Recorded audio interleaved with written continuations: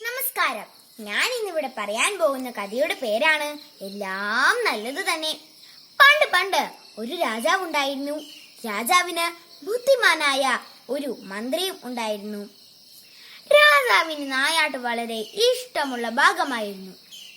സമയം കിട്ടുമ്പോഴൊക്കെ രാജാവും രാജാവിന്റെ മന്ത്രിയും ബാക്കിയുള്ള ഭടന്മാരും കൂടെ നായാട്ടിന് പോകുമായിരുന്നു. അങ്ങനെ ഇരിക്കെ ഒരു ദിവസം നായാട്ടിന് പോകുന്ന വഴി രാജാവിന്റെ കൈ മുറിഞ്ഞ് ചോര വരുവാൻ തുടങ്ങി.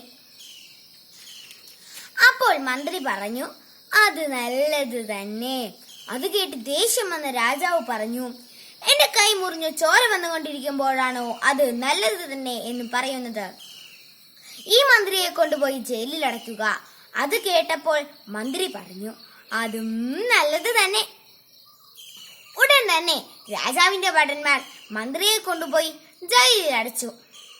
രാജാവ് നായാട്ട് തുടർന്നു. പെട്ടെന്ന് ഒരു സിംഹം.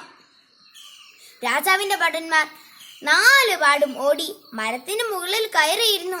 രാജാവാണെങ്കിലോ പേടിച്ച് വിറച്ച് ബോധം കെട്ട് വീണുപോയി. സിംഹം രാജാവിന്റെ അടുത്ത് വന്നു. രാജാവിനെ മണത്തു നോക്കി. ചോരമണമുള്ള ഇറച്ചി സിംഹത്തിന് ഇഷ്ടമല്ലായിരുന്നു. അതുകൊണ്ട് രാജാവിനെ തിന്നാതെ സിംഹം അതുവഴി നടന്നുപോയി. അപ്പോഴാണ് രാജാവിന് മനസ്സിലായത്, തന്റെ കൈ മുറിഞ്ഞ് ചോര വന്നില്ലായിരുന്നെങ്കിൽ ആ സിംഹം തന്നെ തിന്നുമായിരുന്നു. ഉടൻ തന്നെ ഭടന്മാരോട് പറഞ്ഞ് മന്ത്രിയെ ജയിലിൽ നിന്നും ഇറക്കി വിട്ടു. മന്ത്രിയെ കണ്ടപ്പോൾ രാജാവ് പറഞ്ഞു, എന്റെ കൈ മുറിഞ്ഞ് ചോര വന്നില്ലായിരുന്നെങ്കിൽ ആ സിംഹം എന്നെ വെട്ടിവിഴുങ്ങുമായിരുന്നു. അത് കേട്ട് മന്ത്രി പറഞ്ഞു, അങ്ങനെ ജയിലിൽ അടച്ചില്ലായിരുന്നെങ്കിൽ ആ സിംഹം എന്നെയും വെട്ടി വിഴുങ്ങുമായിരുന്നു. എനിക്കാണെങ്കിൽ മരത്തിൽ കയറാൻ പോലും അറിയില്ല. ഹ. എല്ലാവരും കൂട്ടം കൂടി ചിരിക്കാൻ തുടങ്ങി. അതിനുശേഷം രാജാവ് മന്ത്രിക്ക് കുറെ നല്ല സമ്മാനങ്ങൾ കൊടുക്കുകയും ചെയ്തു.